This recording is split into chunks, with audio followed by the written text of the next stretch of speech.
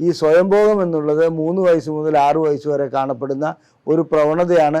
ആ പ്രവണത നമുക്ക് അങ്ങനെ തടുത്തു നിർത്താൻ കഴിയുന്ന ഒന്നല്ല. സത്യത്തിൽ നമുക്ക് ആരോഗ്യമുണ്ടെങ്കിൽ സ്വയംഭോഗം ചെയ്യുന്നതുകൊണ്ടൊരു പ്രശ്നവുമില്ല. എന്നാൽ ദിവസവും 8ഉം 10ഉം തവണ ഈ സ്വയംഭോഗം മാത്രം ചെയ്ത് അതിനുവേണ്ടി മാത്രം നമ്മുടെ ശരീരത്തെ ഉപയോഗിക്കുകയാണെങ്കിൽ അത് ദോഷം ചെയ്യുമെന്നുള്ള കാര്യത്തിൽ ഒരു സംശയവുമില്ല. 100 തുള്ളി രക്തം ഒരു സ്വയംഭോഗത്തിൽ ഇത്രത്തോളം നഷ്ടപ്പെടുന്നതാണെങ്കിൽ നമ്മുടെ ശരീരത്തിൽ ആകപ്പാടെ 6 ലിറ്റർ രക്തമേ ഉള്ളൂ. സ്വയംഭോഗം ചെയ്യുന്നത് ഉപകരണങ്ങൾ ഉപയോഗിച്ചാണെങ്കിൽ വളരെ ശ്രദ്ധയോടുകൂടി അത് ചെയ്യണം.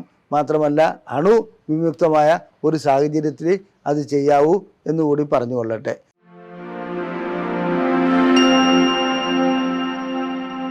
നമസ്കാരം. ഇന്ന് ഞാൻ ചർച്ച ചെയ്യാൻ പോകുന്നത് സ്വയംഭോഗത്തെക്കുറിച്ചാണ്. സ്വയംഭോഗം ഗുണം ചെയ്യുന്ന ഒരു പ്രവണതയാണോ അതെയോ ദോഷം ചെയ്യുന്ന പ്രവണതയാണോ, അത് ആരോഗ്യത്തെ എങ്ങനെ ബാധിക്കുന്നു, ലൈംഗിക അവസ്ഥയെ എങ്ങനെ ബാധിക്കുന്നു, ഇതെല്ലാമാണ് ചർച്ച ചെയ്യാൻ പോകുന്നത്. ഞാൻ ഡോക്ടർ അജയൻ വർഗീസ്, കോഴിക്കോട് ജില്ലയിൽ കുന്നമംഗലം പന്തീർപ്പാടത്തുള്ള institute of sexual and reproductive medicine എന്ന സ്ഥാപനത്തിൻ്റെ ഡയറക്ടറാണ്.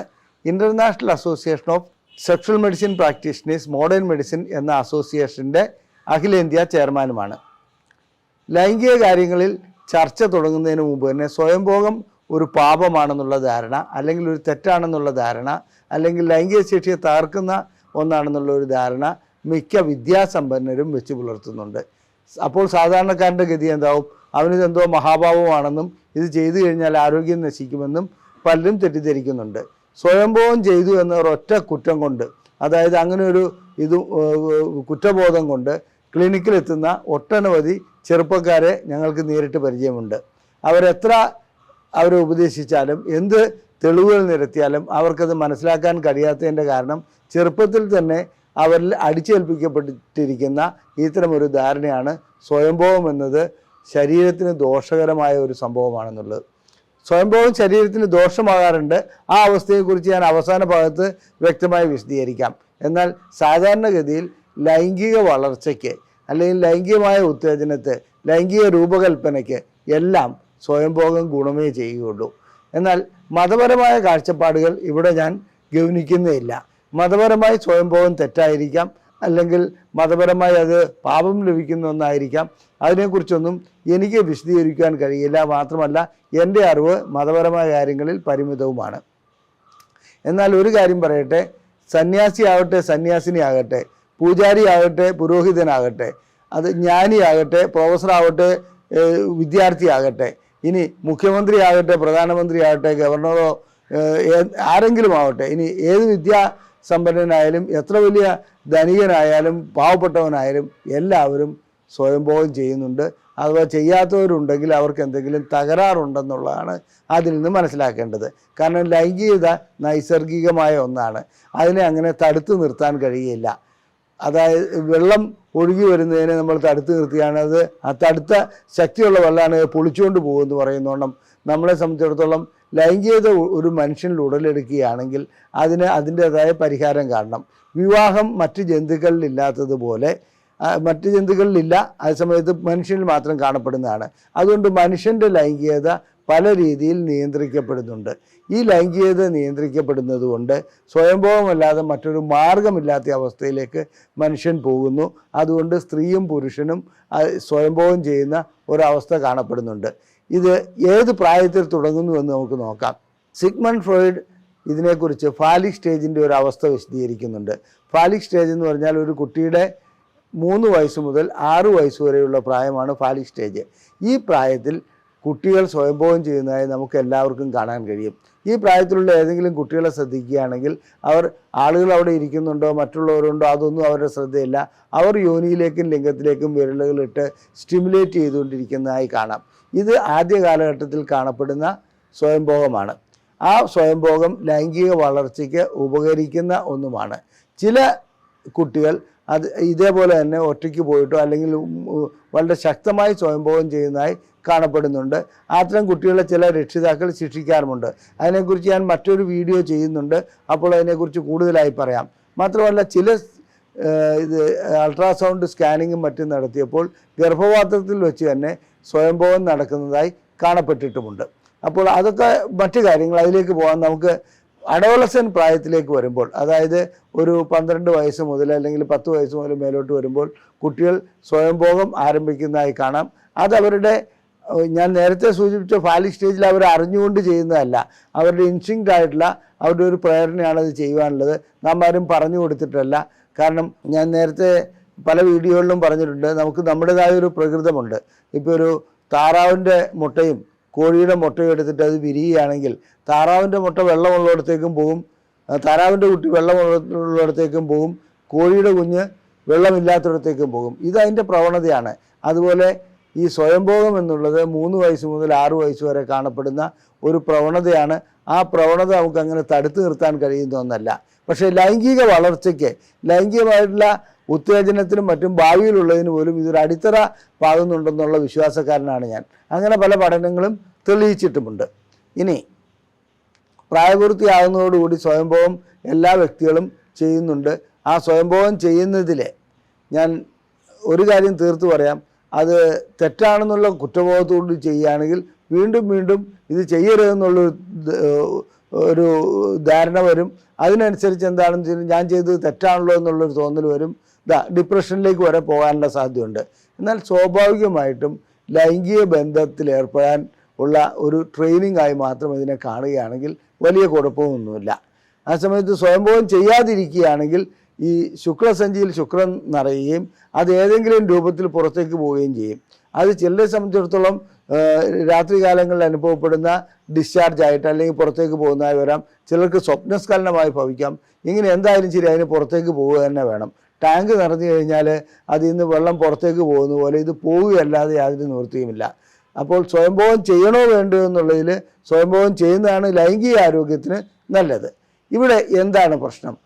ഇന്നത്തെ കാലഘട്ടത്തിൽ സ്വയംഭോഗം ചെയ്യുന്നതോടുകൂടി മറ്റൊരു അവസ്ഥ വന്നിട്ടുണ്ട്. അതായത് നീലച്ചിത്രങ്ങൾ കണ്ടുകൊണ്ടുള്ള സ്വയംഭോഗം ചെയ്യൽ. നീലച്ചിത്രങ്ങൾ കണ്ടുകൊണ്ട് കുട്ടികൾ സ്വയംഭോഗം ചെയ്യുമ്പോൾ, അത് പ്രായപൂർത്തിയായവരായാലും ശരി ആരെങ്കിലും സ്വയംഭോഗം ചെയ്യുകയാണെങ്കിൽ വീണ്ടും വീണ്ടും നീലച്ചിത്രങ്ങൾ കാണേണ്ടി വരുന്നു. അപ്പോൾ അതിനോടൊരു അഡിക്ഷൻ ഉണ്ടാകുന്നു. അതിൻ്റെ അവസാനം ചെന്നെത്തുന്നത് ഈ നീലച്ചിത്രങ്ങളില്ലാതെ ലൈംഗിക ഉത്തേജനം ഉണ്ടാകില്ല, ലൈംഗിക ഉദ്ധാരണം ഉണ്ടാകില്ല എന്നൊരവസ്ഥയിലേക്ക് പോകുന്നു. വീണ്ടും വീണ്ടും ഇത് ആവർത്തിക്കുന്നതോടുകൂടി നീലച്ചിത്രങ്ങൾ ഉണ്ടായാൽ പോലും ലൈംഗികോത്തേജനം ഉണ്ടാകാത്ത ഒരവസ്ഥയിലേക്ക് പോകും. സ്വയംഭോഗം നീലച്ചിത്രങ്ങൾ കണ്ടുകൊണ്ട് ചെയ്യരുത്. പിന്നെ ഇതിനൊരു ലിമിറ്റുണ്ടോ? എത്ര തവണ ചെയ്യാം, എത്ര ഒരു മാസത്തിൽ എത്ര തവണ ചെയ്യാം, അല്ലെങ്കിൽ ഒരു ദിവസത്തിൽ എത്ര തവണ ചെയ്യാം? സത്യത്തിൽ നമുക്ക് ആരോഗ്യമുണ്ടെങ്കിൽ സ്വയംഭോഗം ചെയ്യുന്നതുകൊണ്ടൊരു പ്രശ്നവുമില്ല. എന്നാൽ ദിവസവും 8ഉം 10ഉം തവണ ഈ സ്വയംഭോഗം മാത്രം ചെയ്ത് അതിനുവേണ്ടി മാത്രം നമ്മുടെ ശരീരത്തെ ഉപയോഗിക്കുകയാണെങ്കിൽ അത് ദോഷം ചെയ്യുമെന്നുള്ള കാര്യത്തിൽ ഒരു സംശയവുമില്ല. അതായത് അതൊരു അഡിക്ഷൻ പോലെയാണ്. അതായത് സ്വയംഭോഗം മാത്രം ചെയ്യുക, മറ്റു കാര്യങ്ങളൊന്നും ചിന്തിക്കാൻ കഴിയാതിരിക്കുക, മറ്റു കാര്യങ്ങളിലേക്കൊന്നും ശ്രദ്ധ കേന്ദ്രീകരിക്കാതിരിക്കുക, പഠനത്തിലോ അല്ലെങ്കിൽ മറ്റു ജോലിയിലോ ഒന്നുമില്ലാതെ വെറും സ്വയംഭോഗം മാത്രമായി പോകുന്ന ചില വ്യക്തികളുണ്ട്. അവർക്ക് അത് ചികിത്സിച്ച് മാറ്റേണ്ടതാണ്. അതിൻ്റെ കാരണം എന്താണെന്ന് കണ്ടുപിടിക്കേണ്ടതുണ്ട്. അതുപോലെ തന്നെ അത് ചില രീതിയിൽ ചില മാനസിക വൈകല്യമുള്ള വ്യക്തികൾ അങ്ങനെ ചെയ്യുന്നതായി കണ്ടുവരുന്നുണ്ട്. അതെന്താണ് കാരണമെന്ന് നാം കണ്ടുപിടിക്കേണ്ടതുണ്ട്. ഇത് നമുക്ക് അല്പം ചരിത്രത്തിലേക്കും മറ്റ് ജീവികളുടെ കാര്യത്തിലേക്കും ഒക്കെ പോകാം.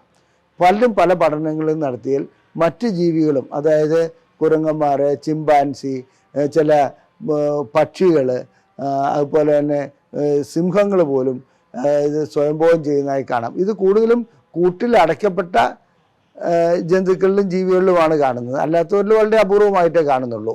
എന്നാൽ കൂട്ടിലടയ്ക്കപ്പെട്ട സിംഹങ്ങൾ സ്വയംഭോഗം ചെയ്യുന്നതായി കണ്ടിട്ടുണ്ട്. അതേസമയം കൂട്ടിലടയ്ക്കപ്പെടാത്ത സിംഹങ്ങളിൽ ഇത് കാണപ്പെട്ടിട്ടുമില്ല. അതിൻ്റെ അർത്ഥം നിവൃത്തിയില്ലാത്ത ഒരു കാലഘട്ടം വരികയാണെങ്കിൽ എല്ലാ വ്യക്തികളും, അതായത് എല്ലാ ജീവജാലങ്ങളും സ്വയംഭോഗത്തിലേക്ക് പോകാൻ സാധ്യതയുണ്ട് എന്നുള്ളതാണ്.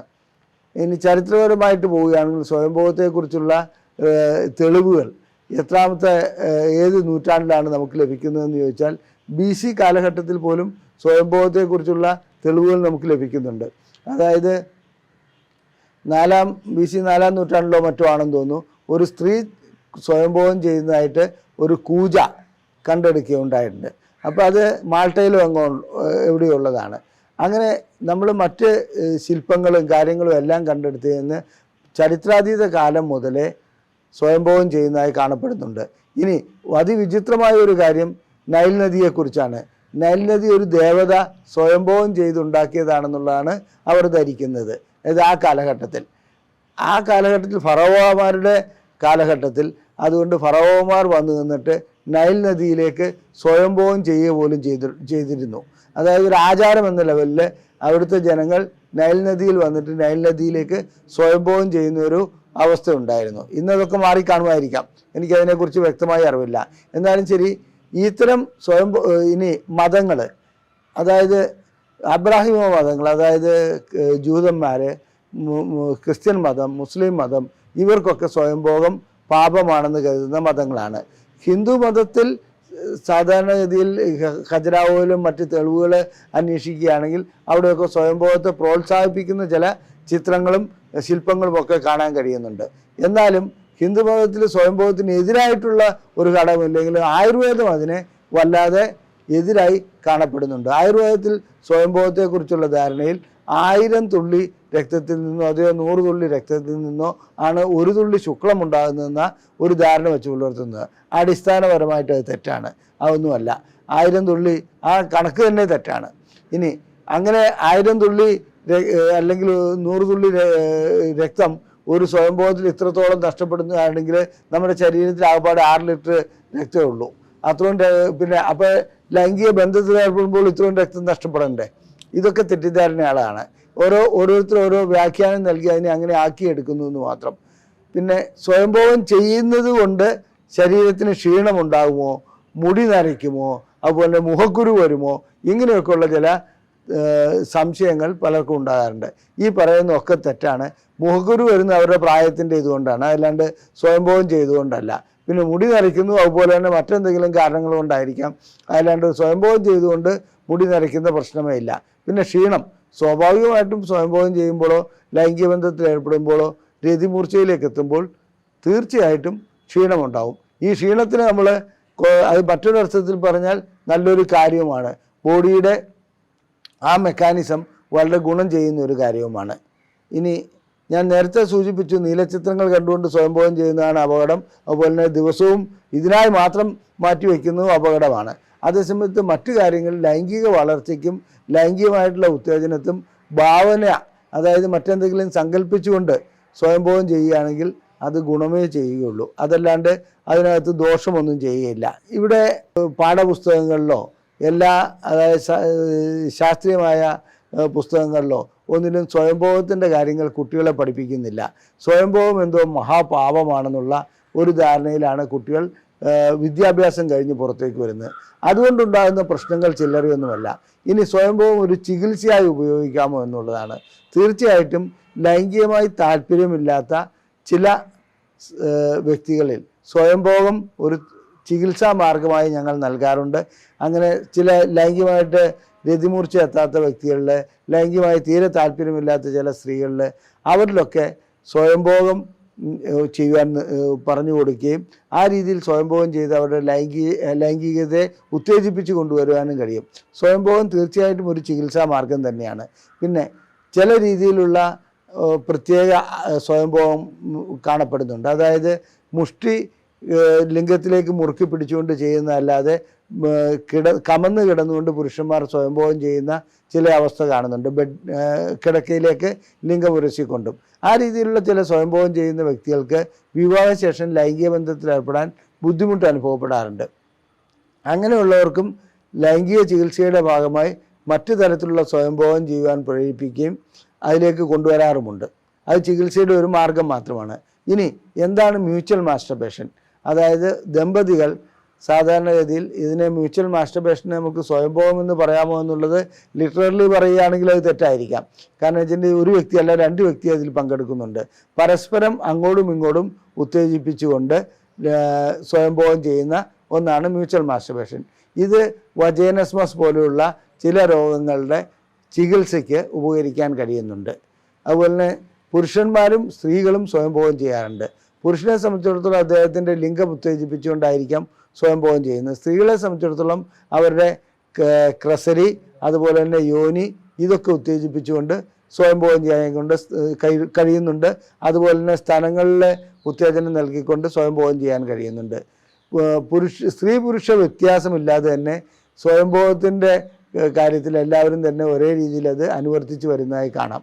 ഇനി സ്വയംഭോഗം ചെയ്യാത്ത ഏതെങ്കിലും വ്യക്തികളുണ്ടോ, അവർക്കൊന്നുകിൽ അതിനെക്കുറിച്ച് തീരെ അറിവില്ലാത്തതുകൊണ്ടായിരിക്കാം, അല്ലെങ്കിൽ അവർക്ക് എന്തെങ്കിലും അസുഖമുള്ളത് കൊണ്ടായിരിക്കാം. അതല്ലാതെ സ്വയംഭോഗം ചെയ്യാത്ത ഒരു വ്യക്തികളും ഈ സമൂഹത്തിൽ കാണുകയില്ല എന്നുള്ളതാണ് എൻ്റെ ഒരു അനുമാനം.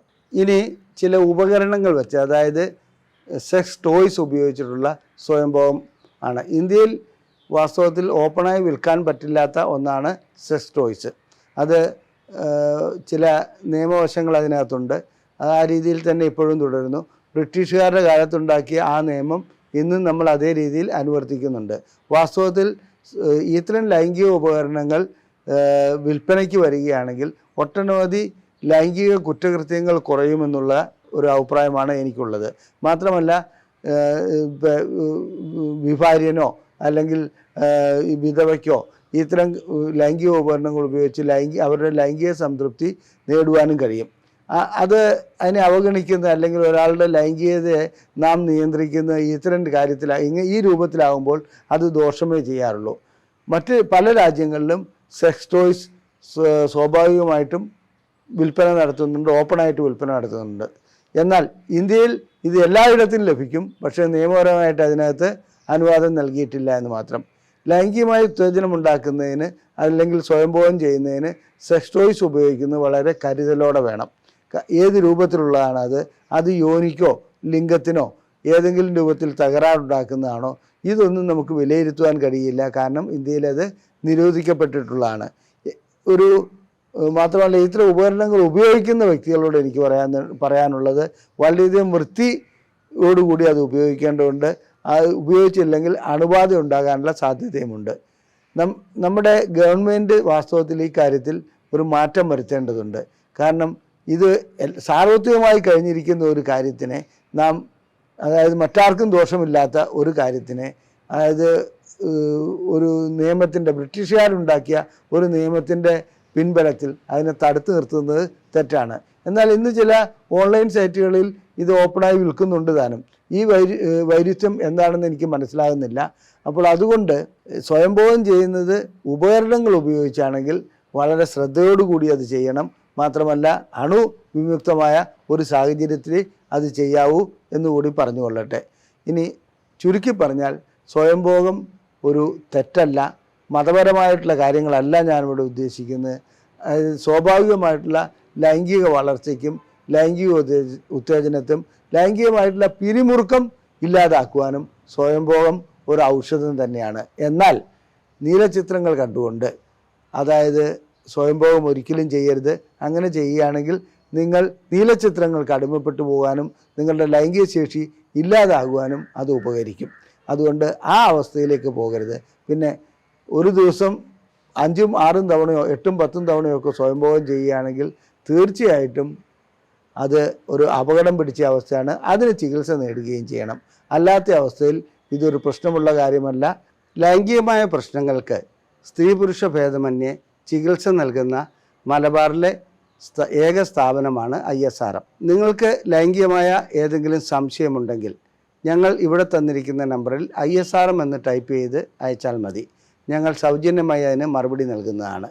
വാട്സപ്പ് മെസ്സേജ് വഴിക്കോ വോയിസ് മെസ്സേജ് വഴിക്കോ ചെയ്യാവുന്നതാണ്. ഫോൺ ചെയ്താൽ ഞങ്ങൾക്കതിന് ആ സമയത്ത് മറുപടി നൽകാൻ കഴിഞ്ഞുകൊള്ളണമെന്നില്ല. പിന്നെ ഏതെങ്കിലും ലൈംഗികമായ പ്രശ്നങ്ങൾ നിങ്ങളെ അലട്ടുന്നുണ്ടെങ്കിൽ ഞങ്ങൾ ഇവിടെ കാണിച്ചിരിക്കുന്ന നമ്പറിൽ ബുക്ക് ചെയ്യുകയാണെങ്കിൽ നേരിട്ട് വന്ന് ചികിത്സ തേടാവുന്നതുമാണ്. നന്ദി, നമസ്കാരം.